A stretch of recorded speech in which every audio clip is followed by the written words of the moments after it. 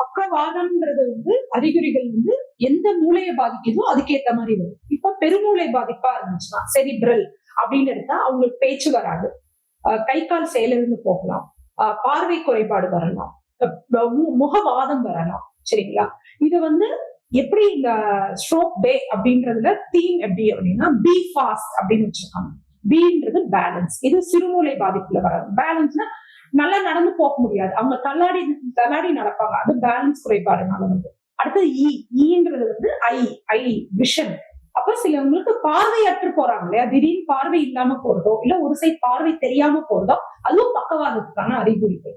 அடுத்து எஃப்ன்றது facial group, அதாவது முக பக்கவாதம், வாய் கோணலா போயிடும், அதுதான் ஃபேஷியல் இதுன்னு சொல்றாங்க.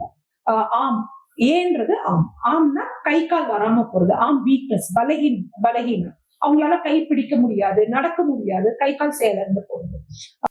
அடுத்தது எஸ், ஃபாஸ்ட்க்கு எஸ் ஸ்லரிங், பேச்சு தடுமாற்றம், வாய் குளறுதல் சொல்லுவாங்க. கை கால் வராம வாய் குளறுதல்ன்றது ஒரு அறிகுறியா இருக்கும்.